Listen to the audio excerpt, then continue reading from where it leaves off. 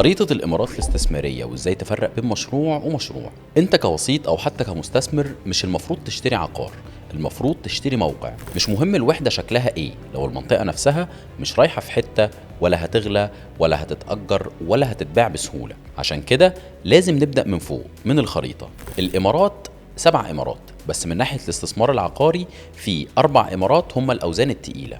دبي السوق الأسرع والأكثر حركة، أبو ظبي السوق الأقوى استقرارا وتنظيما، الشارقة السوق المتوازن اقتصاديا ومجتمعيا، راس الخيمة السوق الواعد اللي داخل على انفجار سياحي.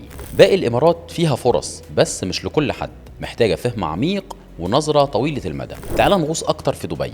دبي فيها أكتر من 80 منطقة استثمارية، بس نقدر نقسمهم على حسب 3 تصنيفات: قديم وصاعد ولسه بيترسم. أول نوع المناطق المستقرة زي داون تاون، زي بالم جميرة، زي مارينا، زي بيزنس باي. دي مناطق سعرها غالي والطلب فيها ثابت وبتحقق دخل إيجاري كويس قوي، بس العائد الاستثماري مش دايما الأعلى لأن السعر نفسه خلاص استقر. تاني نوع المناطق اللي بنسميها صاعدة، زي إيه؟ زي دبي هيلز، ميدان، جي في سي، أرجان، دبي كريك. دي مناطق لسه فيها مشاريع بتتبني وشوارع بتتوسع ومستشفيات بتتفتح. اللي هيشتري هناك بدري يقدر يبيع بعد سنتين بأرباح محترمة، بس لازم يختار مطور صح والخطة الصح ويمسك نفسه شوية. ثالث نوع المناطق الاستراتيجية الواعدة الجديدة، زي مثلا اكسبو، دبي ساوث، الدي اي بي، دبي لاند.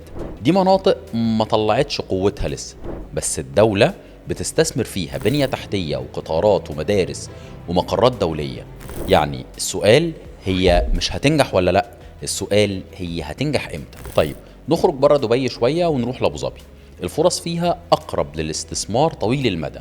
أماكن زي جزيرة ياس أو الريم آيلاند أو جزيرة السعديات دي مناطق بتخدم الهاي إند، بس لازم تكون فاهم دورة السوق هناك بتمشي أبطأ وباستقرار أكتر. طب الشارقة، السوق هناك بيشتغل على الميزانية المتوسطة وفيها طلب عالي من العائلات ومن الموظفين، والنهارده بقى فيها فري هولد حقيقي زي مشاريع الجادة ومسار وتلال الطي أو الطي هيلز. راس الخيمة، راس الخيمة استثمار سياحي من الدرجة الأولى، وخصوصا مع الإطلالات المائية اللي هناك ومطار راس الخيمة الجديد.